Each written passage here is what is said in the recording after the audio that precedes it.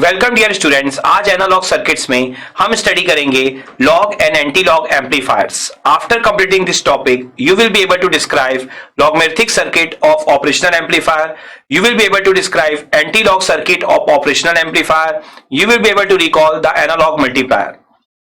Basically अगर मैं इस टॉपिक की एग्जामिनेशन पॉइंट ऑफ व्यू से इंपॉर्टेंस की बात करूं तो इस टॉपिक से आप न्यूमेरिकल टाइप के एंड थ्योरिकल टाइप के दोनों टाइप के प्रॉब्लम एक्सपेक्ट करते हैं एग्जाम में। तो एग्जामिनेशन पॉइंट ऑफ व्यू से काफी इंपॉर्टेंट टॉपिक है।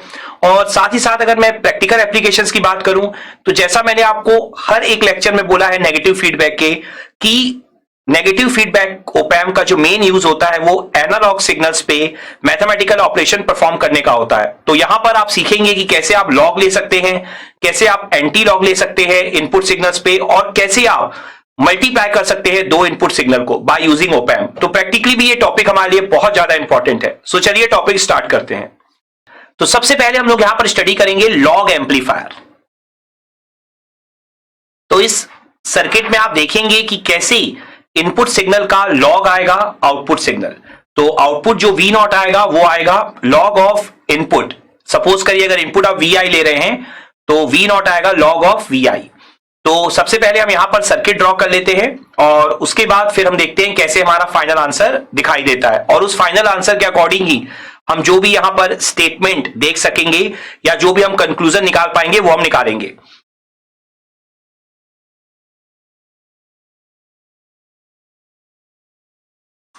तो यहां पर जो हमने अभी सर्किट ड्रॉ किया है लॉग एम्पलीफायर का, उसमें आप क्लियरली देख सकते हैं कि एक हमने डायोड यूज किया है और एक रजिस्टर यूज किया है। तो VI हमने इनपुट दिया है, V नॉट हम आउटपुट निकालने वाले हैं।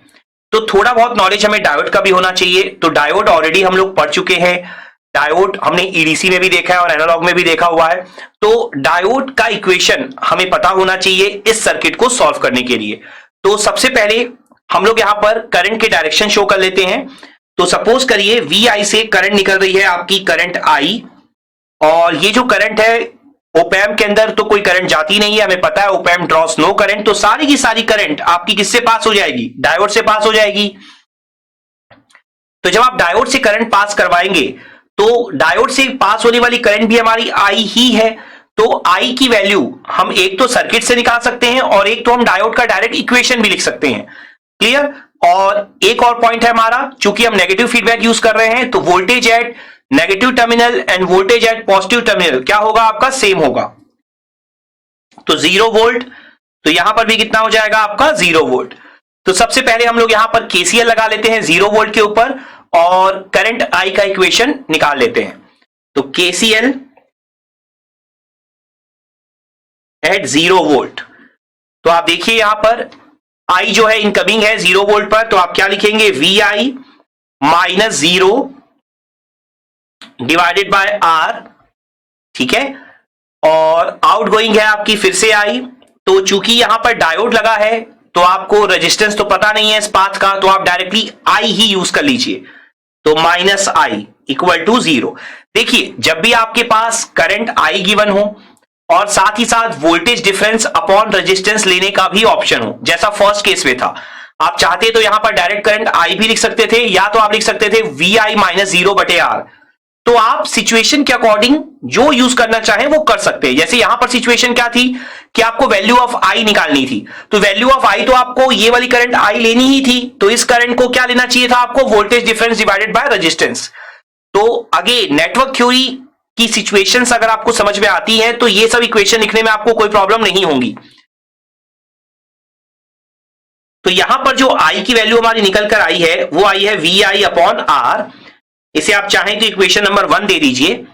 और अब आपको पता है डायोड करंट, तो डायोड करंट यहां पर I ही है आपकी डायोड करंट। तो डायोड करंट I का इक्वेशन जो हमारा होता है वो होता है I नॉट E की power V upon eta VT minus 1।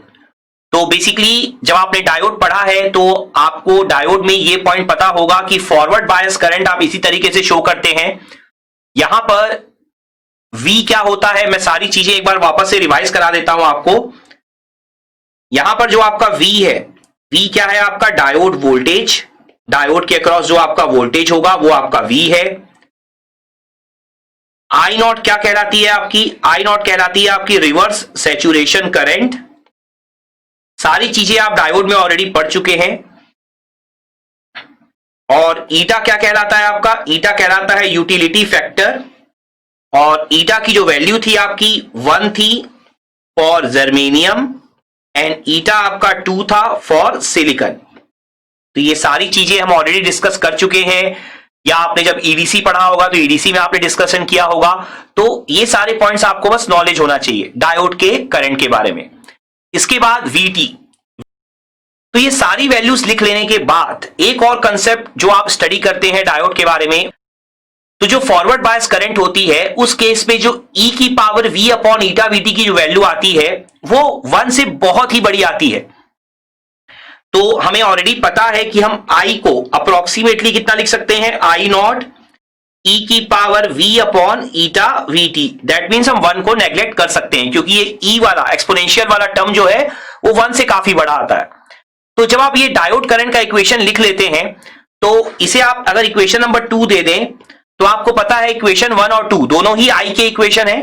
तो आप 1 इक्वल टू 2 कर देंगे यहां पर, और आपका जो वैल्यू है v बाई आर का वो आ जाएगा, v बाई आर हो जाएगा आई नॉट। बेसिकली v क्या है आपका? vi है, vi इनपुट वोल्टेज। तो आई नॉट e की power v upon eta vt। तो ये जो आपने vi की वैल्यू निकाली है वो कितनी हो जाएगी आपकी? आर आई नॉट ई की power v upon eta vt। इसे आप दे दीजिए इक्वेशन नंबर 3। तो यहां से vi की वैल्यू तो हमारी आ गई, लेकिन हमारा टारगेट जो है vi की वैल्यू निकालने का नहीं है, हमारा टारगेट है v नॉट की वैल्यू निकालने का इन टर्म्स ऑफ vi, और वो आनी चाहिए लॉग ऑफ vi के टर्म में। तो आप देखिए ध्यान से, जो डायोड वोल्टेज हमने शो किया है वो इस तरीके से होगा, प्लस माइनस v। आपको पता है ये वाला साइड प्लस होता है और ये वाला साइड क्या होता है? माइनस। तो v को हमने क्या लिखा है? Diode voltage. तो अगर आप यहां पर ध्यान से देखेंगे तो ये पूरे वोल्टेजेस में आप केवीएल लगा सकते हैं। कैसे? मैंने आपको पहले भी कई बार बोला हुआ है कि आपको केवीएल जो लगाना है वो एक पॉइंट से स्टार्ट करके दूसरे पॉइंट तक जाना है। अगर आप देखेंगे तो ये 0 वोल्ट लिखा हुआ है यहां पर, ये आपको दिखाई दे रहा होगा 0 वोल्ट। तो बेसिकली ये ग्राउंड है, और मैंने आपको बोला है जब भी वोल्टेज ऐसे एक पॉइंट बना के लिखा हो तो हमेशा उसको आप क्या कर सकते हैं? As a plus minus show कर सकते हैं। तो अगर आप ध्यान से देखें तो केवीएल का मतलब क्या है कि आप ग्राउंड से स्टार्ट करिए और ग्राउंड पे वापस चले जाइए, तो आपका केवीएल जो है वो लग जाएगा। तो आप देखिए 0 वोल्ट मतलब ग्राउंड है, तो आप ग्राउंड से स्टार्ट करिए, क्लॉकवाइज घूम जाइए, तो पहला वोल्टेज क्या आ रहा है? Plus V. मैंने आपको बताया हुआ है जब भी वोल्टेज दिखाई देंगे तो वोल्टेज का हमेशा कौन सा साइन लिखना है? पहला साइन। तो प्लस वी, उसके बाद देखिए नीचे आ जाइए, फिर क्या आ रहा है? प्लस वी नॉट, और फिर आप ग्राउंड वापस पहुंच जाएंगे। तो यहां पर मैं आपके लिए पाथ शो कर देता हूं आपको, कुछ इस तरीके का पाथ होगा आपका, ये पाथ से आप केवीएल लगा सकते हैं।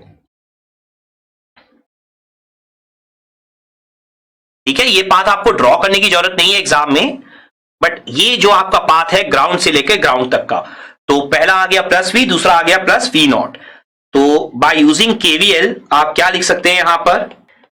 Plus V naught equal to 0। That means v की वैल्यू कितनी हो जाएगी? Minus V naught. तो अब आप अगर इक्वेशन नंबर 3 में चले जाएं तो इक्वेशन नंबर 3 में आपको क्या दिखाई देगा? देखिए vi is equal to R I naught ई की power minus V naught upon eta V T, ये आपका आ जाएगा। और उसके बाद अब आप यहां से वी नॉट की वैल्यू निकाल सकते हैं, तो कितनी हो जाएगी आपकी? देखिए V I upon R I naught is equal to e की power minus V naught upon eta V T. तो अब यहां पर आप क्या ले लीजिए? ln ले लीजिए। तो जैसे ही आप ln लेंगे दोनों साइड, तो V naught upon eta V T, सामने माइनस साइन, तो यहां पर कितना हो जाएगा आपका? ln V I upon R I naught. हमें पता ही है कि जब भी एक तरफ e की पावर हो तो e की पावर को अगर आपको हटाना है तो आपको क्या लेना पड़ेगा? बोथ साइड log e मतलब ln। तो यहां पर अब आपको v नॉट निकालना है, तो v नॉट की वैल्यू क्या हो जाएगी? Minus eta V T ln V I upon R I not.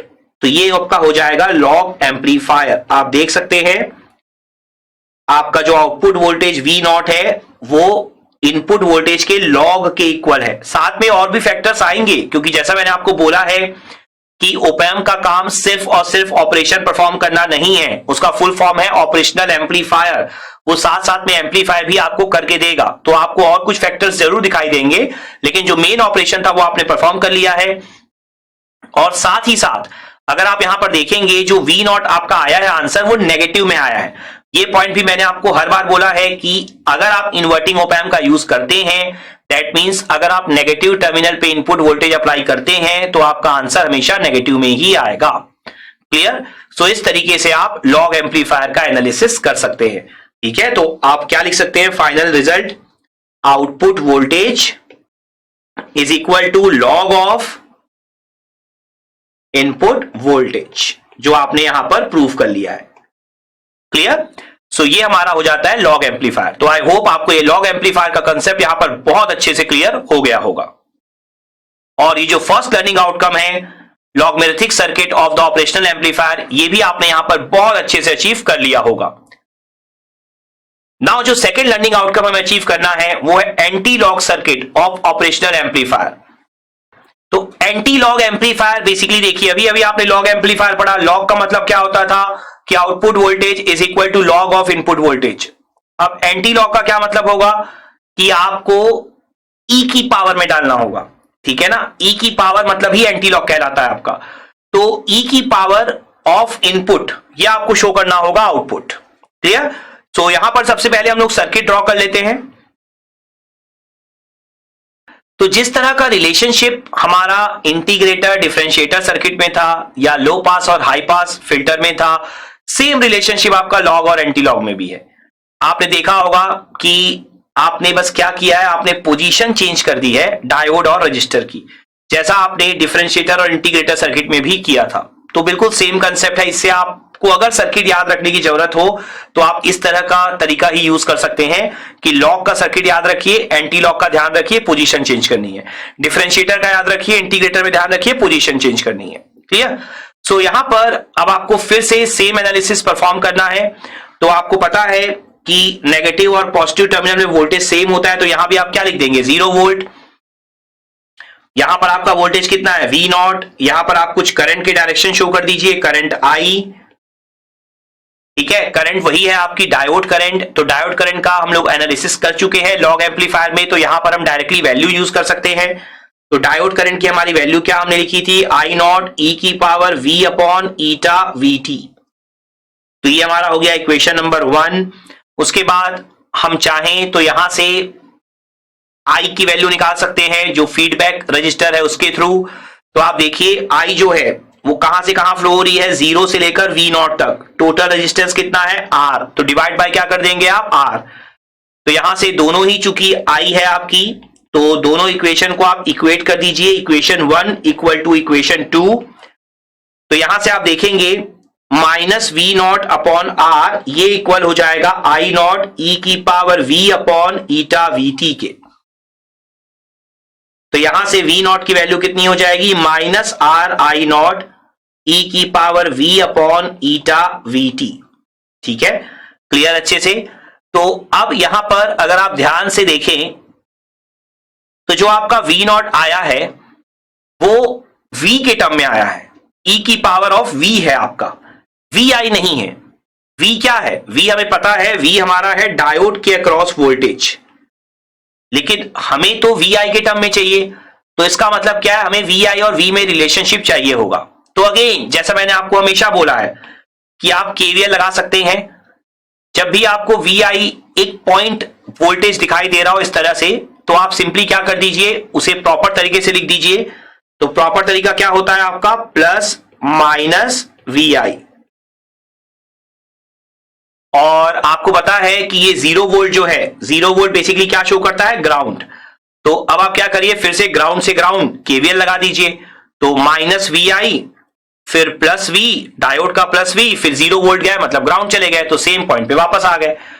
Basically अगर आप देखेंगे तो ये एक आपका कंप्लीट लूप बन रहा है ना, ये ऐसा। तो minus VI plus V equal to 0। तो आप क्या बना लेंगे यहां पर? By KVL minus V I plus V equal to 0, that means v की वैल्यू कितनी हो जाएगी, वी आई हो जाएगी, और v नॉट हमारा कितना हो जाएगा, माइनस आर आई नॉट ई की power v upon eta V T. ये आपका आ गया फाइनल आंसर। जैसा मैंने आपको स्टार्ट में बता दिया था कि एंटी लॉग का मतलब होता है e की पावर में लेकर जाना, तो आपका जो आउटपुट है वो e की पावर ऑफ क्या आ गया हमारा, इनपुट वी आई। ठीक है, v की वैल्यू आप पुट कर दीजिए तो आप क्या रख देंगे, वी आई रख देंगे। क्लियर। और यहां पर भी आप देख सकते हैं कि जो आपका आउटपुट है वो क्या आया है, नेगेटिव आया है। क्यों नेगेटिव आया है, क्योंकि आपने इन्वर्टिंग टर्मिनल पे इनपुट वोल्टेज अप्लाई किया था। तो यहां पर भी आप फाइनल आंसर क्या लिख सकते हैं, output voltage is equal to e की पावर इनपुट वोल्टेज। ये होता है बेसिक मीनिंग एंटी लॉग का। क्लियर। तो आई होप आपको ये एंटी लॉग एम्पलीफायर भी यहां पर बहुत अच्छे से क्लियर हो गया होगा। और ये जो सेकंड लर्निंग आउटकम है, anti log circuit of operational amplifier, ये भी आपने यहां पर बहुत अच्छे से अचीव कर लिया होगा। नाउ जो हमें थर्ड लर्निंग आउटकम अचीव करना है वो है एनालॉग मल्टीप्लायर। तो एनालॉग मल्टीप्लायर, इसका मीनिंग क्या है, पहले मैं आपको मीनिंग क्लियर करवा देता हूं। वैसे तो नाम से ही यहां पर सारे ऑपरेशन आपको क्लियर होते जाते हैं, लेकिन फिर भी मल्टीप्लायर मतलब आपको दो इनपुट वोल्टेज को मल्टीप्लाई करके यहां पर दिखाना है। तो यहां पर किस तरीके से आप सर्किट ड्रॉ करते हो, या किस तरीके से बेसिकली आप बोल सकते हो कि ब्लॉक डायग्राम आप ड्रॉ करोगे यहां पर। तो देखो ध्यान से समझना कि जो एनालॉग मल्टीप्लायर है ना, तो analog multiplier is designed by using log and anti log amplifier. तो जो आपने अभी अभी लॉग और एंटी लॉग एम्पलीफायर पढ़े हैं उनका ही यूज करके, बेसिकली उनका एप्लीकेशन आप बोल सकते हो, मैथमेटिकल एप्लीकेशन, कि आप उसका यूज करके क्या बना सकते हो, मल्टीप्लायर बना सकते हो। तो देखिए आप ध्यान से, यहां पर अगर मैं एक ब्लॉक डायग्राम ड्रॉ करूं, तो यहां पर हम लोगों ने जो एक ब्लॉक डायग्राम ड्रॉ किया है उस पर आप देख सकते हैं कि यहां पर हमने V1 V2 दो इनपुट सिग्नल लिए हैं। हमारा जो मेन टारगेट है वो ये है कि हम जो आउटपुट है, फाइनल आउटपुट, अगर उसे हम V नॉट नाम दे दें तो फाइनल आउटपुट जो है हमारा वो आना चाहिए V1 इंटू V2। तो यहां पर अगर आप ध्यान से देखें तो पहले हमने V1 को अप्लाई किया है लॉग एम्पलीफायर पे। तो लॉग एम्पलीफायर का काम हमें पता है कि वो जस्ट लॉग ले लेगा V1 का, तो ln V1, हम गेन को यहां पर 1 लेकर चल रहे हैं, तो सारे फैक्टर्स को मैंने यहां पर एलिमिनेट कर दिया है। उसी तरीके से अगर आप V2 को देखें तो V2 का लॉग क्या आ गया, लॉग V2 ln V2 आ गया। अब जब आप एडिशन परफॉर्म करेंगे तो इसके आउटपुट को मैं कुछ नाम दे देता हूं, V3 नाम दे देता हूं। तो आप देखिए जो V3 आपका होगा वो कितना हो जाएगा, ln V1 plus ln V2।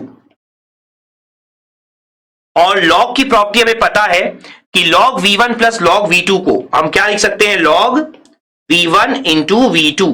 Log AB कितना होता है, log A plus log B। तो ये हमने V3 लिख लिया।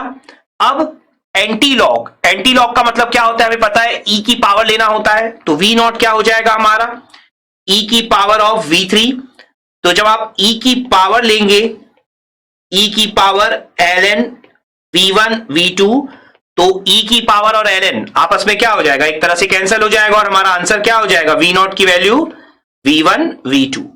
तो इस तरीके से आप मैथमेटिकल ऑपरेशन के थ्रू मल्टीप्लिकेशन परफॉर्म कर सकते हैं। देखिए सारी चीजें आप मैथमेटिकल ऑपरेशन के थ्रू ही कर रहे हैं। आपने लॉग लिया, फिर आपने एडिशन किया, फिर आपने एंटी लॉग ले लिया, और आपका ऑटोमेटिकली V नॉट कितना आ गया, V1 इंटू V2।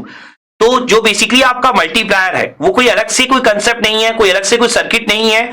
आपको लॉग और एंटी लॉग एम्पलीफायर को ही वापस से ब्लॉक डायग्राम के थ्रू, या अगर मार्क्स ज्यादा है तो आप क्या कर सकते हैं, पहले लॉग एम्पलीफायर को प्रॉपर्ली डिस्क्राइब कर दीजिए, एंटी लॉग एम्पलीफायर को डिस्क्राइब कर दीजिए, और फिर उसका ब्लॉक डायग्राम में यूज कर लीजिए। और अगर मार्क्स कम है तो डायरेक्टली आप ब्लॉक डायग्राम बना के इस तरीके से शो कर सकते हैं। तो ये आपका होता है एनालॉग मल्टीप्लायर। और यहां पर अगर आप नॉर्मल एक सिंबल ड्रॉ करना चाहें तो सिंबल आप कैसा ड्रॉ कर सकते हैं मल्टीप्लायर का,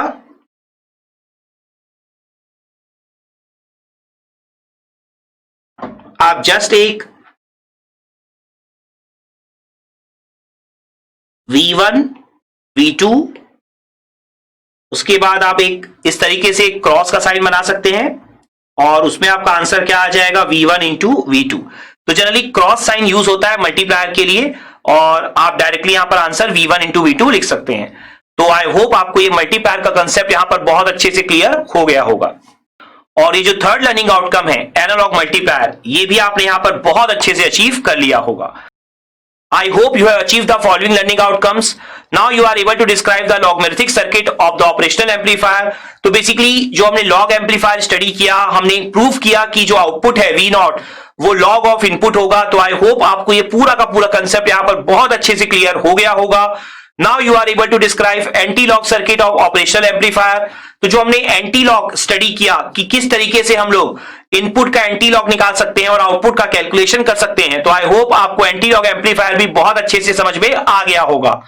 now you are able to recall the analog multiplier.